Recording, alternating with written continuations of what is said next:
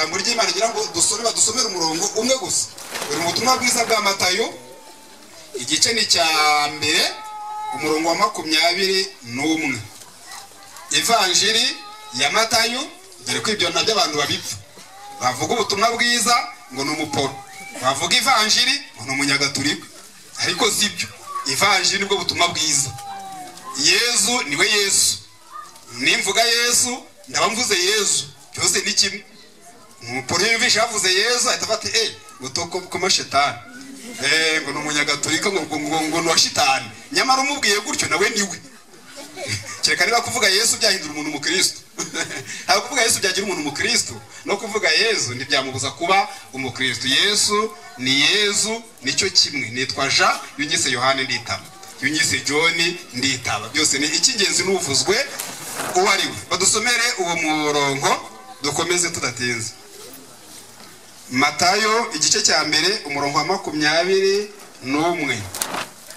Aravuga ngo azabyara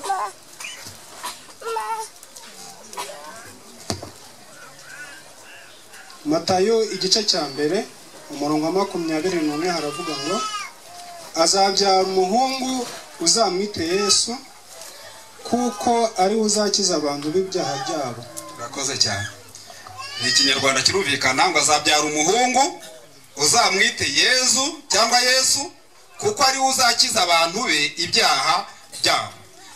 Ni ubutumwa marayika yazaniye Mariya uwo abenshi bavuga ko ari Bikira Mariya, kandi nibyo Bikira bivuga umwari utararyamana n'umugabo.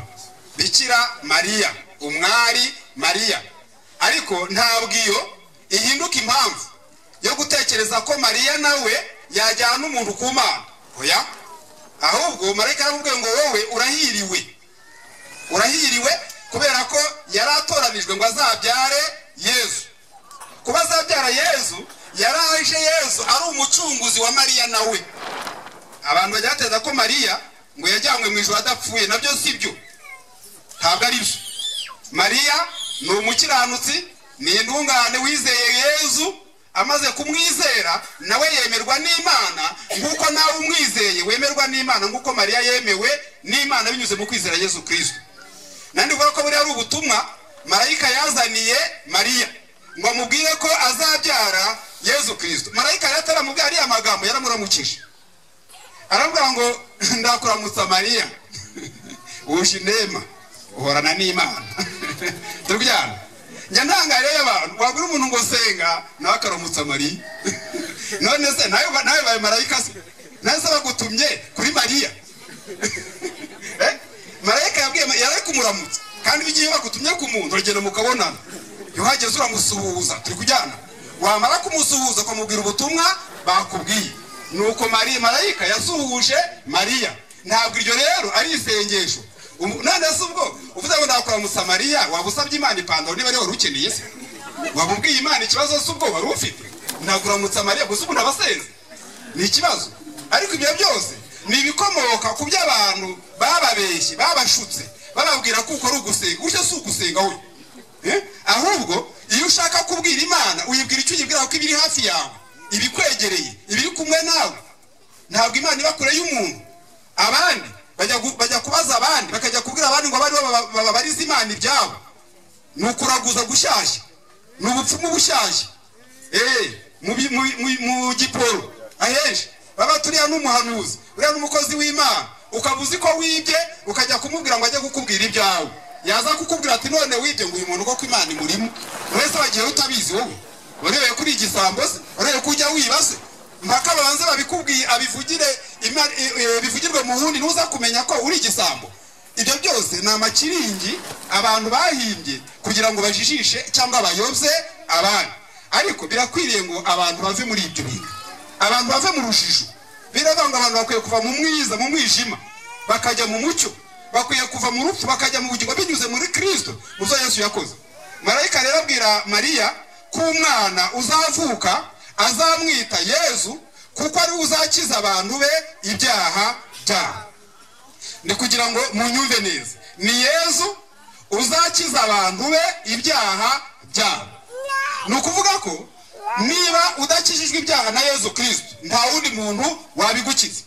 None se ko bakubwiye ko nusaba penitensiyo uzabikira, ntubona ko ibyaha wasabye penitensiyo ukabigumana ujya wumva utakiri umunyabyaha ubundi? None se penitensiyo ubwo urumva ibikiza? Hano ko bavuze ko ari Yezu uzakiza abantu b'ibyaha byabo, mwumvisha ko penitensiyo izakiza abantu ibyaha? Oya, kandi penitensiyo nayo uvuga ko abigukiza nuwo mubisangiye. None se Bibiliya ivuga ko abantu bose bakoze ibyaha ngo ntibashyikira ubwiza bw'Imana. Iyo bavuze abantu bose padiri ababariyemo, iyo bavuze abantu bose pasiteri abariyemo, iyo bavuze abantu bose umudiyakoni abariyemo, iyo bavuze abantu bose fratara abariyemo na papa abariyemo, nanjye mbariyemo. Taza kugira ngo ndi guteza ko ngende ikindi kintu. Bose bakoze ibyaha ntibashyikira ubwiza bw'Imana. Nuko ko abantu bose baba abanyabyaha ku rwego rumwe bikomotse ku ivuko ryabo, nk'uko Bibiliya ivuga. Ivuga ko igicumuro cy'umuntu umwe Adamu cyatumye abantu bose bahinduka abanyabyaha. Ndagira ngo aho ngaho tujyane neza, nawe wumve neza. Igituma uri umunyabyaha nuko uvuka kuri Adamu. Adamu yakoze icyaha biguhindura umunyabyaha kuko ari so, kubera ko umukomokaho. Ibyo byakugize umunyabyaha utari wanabikora. Ni umwimerere ukubamo, na niyo mpamvu iyo barwaye penitensiya bidakira kuko ni ikintu wavukanye. Abapona bakagira iyo penitensiya bakayihana nabo, bakabapfukamisha, pasiteri n'abandi bose bakabarambikaho ibiganza ngo ibyaha bibavuye. Nandi penitensiya nayo ntibakaguseke ngo ugira penitensiya nabo barayigira. Yose ni kimwe, ari uyisaba mugenzi we, ari uyihabwa na padiri, ari abayihana bagiye kwinjira mu cyumba bakabwirana ibyaha byabo bagasengerana, byose ni kimwe. Ntabwo bikiza ibyaha. Hano batubwiye ngo Yezu niwe uzakiza abantu be ibyaha byabo, ntabwo penitensiya ikiza ibyaha. Padiri ni umunyabyaha ntabwo yagukuraho ibyaha. Kandi nyamara iyo mwiherereye muravuga ati ariko uriya mupadiri agira amahane, agira ubutindi Imana, mwiherereye ariko muri kumwe ntiwamubwira. Nyamara birakwiye ngo mujye mubwira abantu ukuri. Niba umuntu ari mubi umubwire. Birakwiye ngo umenye Yesu Kristo nibyo bizaguhesha kujya ubwira abantu ukuri. Ndi gushaka kuvuga ngo padiri niba ari umunyabyaha ntabwo yagukuraho ibyaha.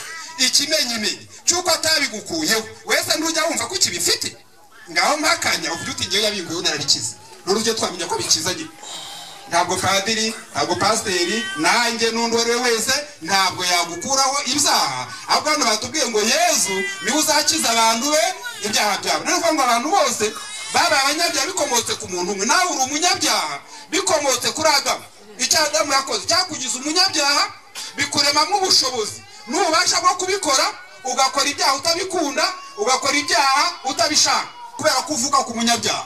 Ni ubuzima wavukanye padiri atahindura, ni ubuzima wavukanye pasiteri atahindura, ni ubuzima wavukanye umudiyakoni n'umusasaridoti batahindura.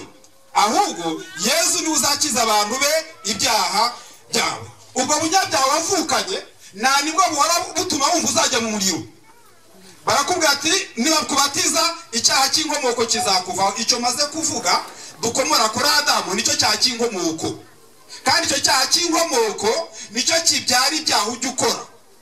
Buriya ituma uhora ushaka kubireka ntibyemere nuko icy'inkomoko kigutuyemo. Icyo cyo rero iyo wagikoze cyakozwe na Adamu, urakivukana, kikuremamo ubuzima, ubuzima ukajya ubugendana. Penitensiya rero ntiyawuhindura ubwo buzima, n'amasengesho ntiyahindura ubwo buzima, n'amaturo ntiyahindura ubwo buzima. Dore ko bakubwira ko ibyo byose ubikoze ngo wazemerwa n'Imana. Oya, ntabwo amaturo yatuma wemerwa n'Imana, ntabwo icyacumi cyatuma wemerwa n'Imana, ntabwo amafaranga utanga yatuma wemerwa n'Imana. Oya, ahubwo Yezu niwe uzakiza abantu be ibyaha byabo. Abikiza ati ntabwo ntinda. Yezu akiza ibyaha ate? Ntabwo abikiza kubera ko bagwaye penitensiya ko tumaze kubivuga. Nta nubwo abikiza kubera ko ibyaha bibwiye umuntu. Nta nubwo abigukiza kubera ko ivugiye imbere y'abantu. Dore ko n'abandi bajya babishuka bagenzi babo, bakavuga ati icyaha wakoze nuza ukakivugira imbere y'abantu benshi uzaba ukojeje Satani isoni, noneho icyaha nacyo kibe kikuvuyeho. Nabyo si byo. Nawe kukivugira imbere y'abantu benshi byagikuraho, kuko warabihavugiye n'ubundi ujya wumva ko n'ubundi ukibifite. Ntabwo shitani wajya akorwa n'isoni zamukoze rimwe birarangira. Umunsi Yesu yamutsindiraga ku musaraba zaramukoze byarangiye, we nta soni akigira, yaraziriye mu kanwa w'abantu. Nahubwo ni wowe uba ugiye gukorwa n'isoni, kuko ubutanze amakuru abantu bose bakabona icyo baganira uwo munsi, bakaba batuzi ko buriya yagize gutya, uzi ko burya yakoze ibi, uzi ko burya yakoze ibi. Ibyo nabyo ntabwo bikuraho ibyaha. Kwivugira imbere y'abantu benshi ntabwo byabikuraho, ahubwo Yesu niwe uzakiza abantu be ibyaha byabo. Yesu akiza ibyaha ate? Yesu agukuraho ibyaha gute? Bibiliya iravuga ngo Yesu Kristo burya yaje mu isi ariko azanywe no kugira ngo yishyireho ibyaha byawe. Nyabune munyumve neza n'ikinyarwanda, yishyireho ibyaha byawe. Yesu yishyizeho ibyaha byawe. Burya icyatumye Imana yica Yesu ku musaraba ikoresheje abagome ni ibyaha byawe Yesu yari ari kwishyura.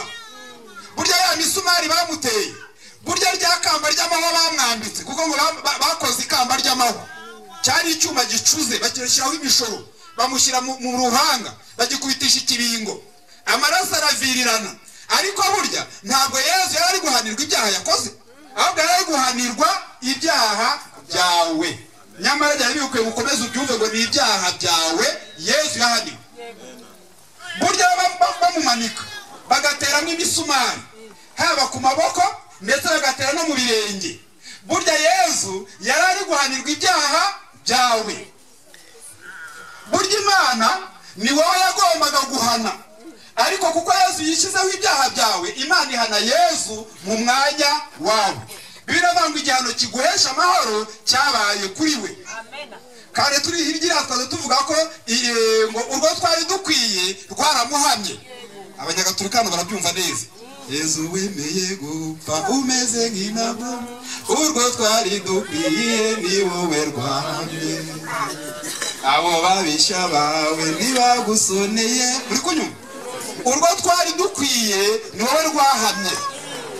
Byari bikwiriye ngo munyumve neza, nemure tuganira mutega amatwi. Byari bikwiye ngo ujye uririmba ibintu wumva. Niba urwo wari ukwiye rwarahamye Yesu, ntiwumva ko wowe Imana itazaba ikiguhannye kubera ko urwo yari yakugeneye yarushize kuri Kristo? None se kubiririmba uko biririmba utabyumva? Impamvu se wumva Imana izaguhana ntiwumva ko ibyo uririmba utabyemera? Imana yahannye Yesu Kristo kugira ngo wowe itazaguhana. Urwo wari ukwiye rwaramuhamye. Abantu bemera ko Yesu yapfuye ndetse ko yapfira ibyaha byabo, ariko ntibabyizera mu mitima yabo. Ntubyizere. Kubyizera ni gute? Nuko wemera ngo Imana yahannye Kristo mu mwanya wanjye ngiye ntizamana, nibyo wemera. Ukemera ko Imana itazaguhana kuko yahannye Kristo. Noneho kwemera ibyo uri kujya gusaba penetensi. Penetensi yase Padiri zahinduka Yesu. Padiri se yarakubambiwe, Pastor se yarabambwe, Pastor yagiye kumusaraba, amaraso yamennye. Amaraso ya Kristo niyo ahagije kugukuraho ibyaha gute? Nuko wemera ko ubwo amaraso ye yavuye, ubwo yapfuye urwo rupfu rwabaye igihano cyawe, ukemera mu mutima ko Imana itazaba ikiguhannye kuko yahannye Kristo mu mwanya wawe. Uko niko kwemera urupfu rwa Kristo. Iyo utemera ibyo ntabwo wemera Kristo. Burya abantu bahakana Kristo kandi bamuvuga, bahakana Kristo bamuririmba, bahakana Kristo bamusenga. Iyo utemeye ko urupfu rwe ruhagije gutuma utazahanwa n'Imana, Imana ibizaguhana. Kandi kizaguhanira nuko watejeje agaciro urupfu rw'umwana wawe. Yishe umwana wayo ku bwawe, none nawe uri gushaka ibindi wakora ngo bizakujyane mu ijuru. Ubusuziguye urupfu rwa Yesu. Ndakwingize ngo none uha agaciro urupfu rwa Yesu, bizatuma utongera kugira ikindi wiringira ry'umenya ngo noneho uzajya mu ijuru. Ubibwirwa nuko wemeye neza ko mu bazajya mu ijuru nawe uzajyayo, kuko igihano Imana yari yakugeneye hari undi wagihanwe. Nicyo gituma birivuga ko Yesu yagucunguye. Yaragucunguye nyine. Yarahanwe kugira ngo udahanwa, arakubitwa kugira ngo udakubitwa, arishwa kugira ngo udapfa. Nicyo bivuga ubundi. Nicyo cyamuzanye. Iyo utemera ibyo ngibyo uba uzarimbuka, uba uzajya mu muriro. Noneho kuyoboka Yesu wayobotse idini, none si idini rizakumarira iki? Ryakumariye iki? Twahamye abantu benshi, abo bamanyi, ndavuga abakuru b'amadini, iyo bageze ku irimbi babeshyera abantu, bakamubeshyera ngo uyu nguyu ngo yagiye mu ijuru, ngo kubera ko yahamagaye abantu ngo agiye gupfa, ngo arabanza ngo arababwira ngo basaba imbabazi, ngo ubu yagiye mu ijuru, ngo ubundi ngo mumusabire iruhuko ridashira. Nabyo si byo. Ubu ngubu bazanye undi muco mubi bajya babanyuza mu kiliziya, mu nsengero. Ngo umuntu ubwo bamunyujije mu rusengero ngo bahasi ngo buri Imana yamwakiriye, ngo Imana iramuhiruko ridashira. Ntabwo ari byo. Iyo upfuye utizeye Yesu uba ugiye mu muriro, niyo bagusabira misa igihumbi wajya mu muriro ntabwo gusabira misa byakujyana mu ijuru, ahubwo saba misa utange amafaranga bayarye, wagiye mu muriro we yagiye, ndi wowe nayarya n'ubundi njye nyirayo. None se amafaranga igihumbi watanze koko mu by'ukuri yatanga ijuru, nanjye nazayabika nazapfa bakayantangira. Najya arya ariko yo namaze kuyabika, nazapfa bakayantangira bakansomera misa ikanjyana mu ijuru, ariko ibyo n'ibihimbano, ntabwo ibyo byajyana umuntu mu ijuru. Yesu Kristo niwe wahaniwe kugira ngo uzajye mu ijuru, ntacyo bigusaba kugira ngo urijyemo, nta kintu ugomba gutanga. Sinumva impamvu uhora uhagaritse umutima ngo urimo amafaranga y'Imana, wowe n'Imana amafaranga kubera ko utayatanze ku idini ryawe. Ntabwo ibyo bintu bitanga ijuru. Hano batubwiye ngo uzamwite Yesu niwe uzakiza abantu be ibyaha byabo. Icyo yakirisha navuze ko ni urupfu yapfuye ku musaraba, urarwemera mu mutima bidasabye amaturo, bidasabye icyacu, bidasabye ikindi kintu icyo ari cyo cyose. Ni ukuri ijuru ni ubuntu, ntabwo wari habugize icyo ukora, ntabwo wari habugize icyo utanga. Imana yashyize kuritanga ku buntu kugira ngo impumyi ribone, ikimuga kiribone, umukene ribone, umutinda ribone. Ariko amasakaramentu ya padiri ntiyayaguha ku busa, ni ukuri ntiyayaguha ntacyo umuhaye. Padiri nawe ntiyagusuka, pasiteri Pirito ntiyagushyira mu mazi ngo akubatize utamuhaye ikintu, ndaguhakaniye. Akaba yakushyingira mugani we nk'uko abeshye utamuhaye ikintu, ntibishoboka. Ariko Yesu yaravuze ngo mwaherewe ubu namwe mutangire ubundi. Birakwiye ngo mumenye ibyo Yesu yabakoreye ku musaraba nibyo byonyine bihagije kukwishyuza mu ijuru. Utebeye urwo rupfu Yesu yagupfire, ni ukwindi wazarijyamo, wazapfa ukajya mu muriro, kwirinda bakakubeshyera ko wagiyeyo, bakagusomera na za misa nyinshi, ariko ukisanga uri mu muriro. Emera urupfu rwa Kristo, kurwemera mvuga unyumve neza, ni ukuruha agaciro. Ndabizi ko ubizi ko Yesu yagupfiriye, ariko biha agaciro uhita umenya ngo yaramfiriye, yarampaniwe. Imana ntikimpanye kubera ko Yesu yampaniwe. Ibyo birahagije kukwikiza mu ijuru, nta kintu kindi kibigizemo uruhare. Nawe idini ryo ni ntica ntikize. Icyakora Yesu yarivuze, yabwiye abanyedini aravuga ngo mwandyarya muzabona ishyano, ngo mujya mutwara urufunguzo rw'ubwami bw'ijuru, ngo mwebwe ubwanyu ntimwaryinjiramo, n'abashakaga kuryinjiramo murababuza. Ngiki kidini ribereyeho ni ukugutangira ngo utazajya mu ijuru, rikajya rigushukisha ibindi bintu wakora ujya mu ijuru. Kandi idini ndi kuvuga ni iryo ari ryo ryose aho riva rikagera. Idini risa n'irindi, uwapfiriye abantu ni Yesu Kristo, uwazanye agakiza mu isi ni Yesu Kristo, ahanirwa ibyaha byawe kugira ngo nubyizera ubone ubugingo buhoraho. Niwizera urupfu rwe, niwemera ko urupfu rwe ruhagije kugukiza, ubu urakize ubone ubugingo buhoraho. Iyo wemeye urwo rupfu rwe bigenda bite? Tujyane. Iyo wemeye urwo rupfu rwe, Bibiliya iravuga ngo uhabwa nawe gutungana kwa Kristo, uhabwa gutungana kwa Yesu. Ubutungane Yesu yatunganye butagira inenge, butagira icyaha, Yesu arabuguha, nawe ukabarwa nk'intungane, kandi ntabyo gutungana washoboye. Turi kujyana neza, muri kunyumva? Hari ugutungana kwa Yesu. Bibiliya ivuga Yesu yatunganye kutagira icyaha. Iyo wemeye ko yishyizeho ibyaha byawe, arakuguranira, akaguha gutungana kwe, nawe kukaba ukwawe, akaba ariko kuzakwinjiza mu ijuru. Ntabwo umuntu azajyanwa mu ijuru nuko yabaye mwiza cyane, hoya. Yuza kuba mwiza, Yesu ntiyari kwirirwa aza, yazanywe n'abanyabyaha, niko yavuze, ngo aje gushaka no gukiza icyari cyazimiye. Ntabwo Yesu yaje kugira ngo ashake abantu babaye beza cyane abajyane mu ijuru, ahubwo yaje gushaka abanyabyaha kugira ngo abahanirwe, nibemera urupfu rwe abinjize mu ijuru binyuze mu rupfu yabafiriye ku musaraba. Uwemera ko yishyizeho ibyawe, nawe akaguha ibye, akaguha gutungana kwe, kukaba ukwawe, kukakubarwaho. Nyabune munyumve neza, ni Ikinyarwanda ikuvuga.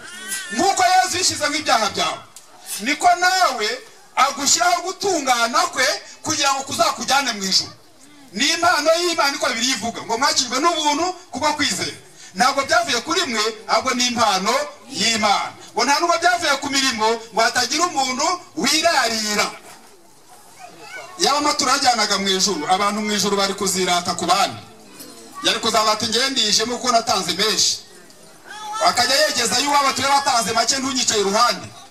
Ariko Imana yashimye kuritanga ku buntu.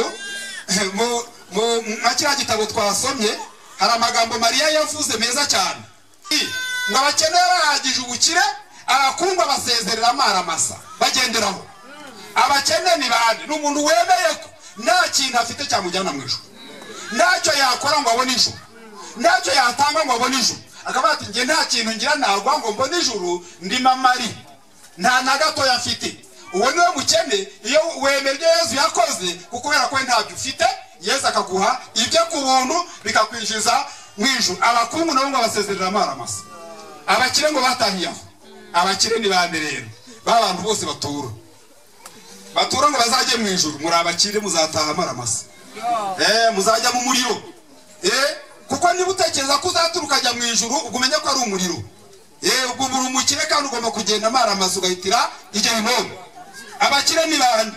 Babandi bavuga ko ubwo babatijwe bazajya mu ijuru. Ntabwo kwatuzwa bijyana mu ijuru nabyo. Oyi, amazi se yaguha ijuru gute? Ayo ku gahanga bamwe bagapfa, bamwe bakabanga guhanga niyo meza.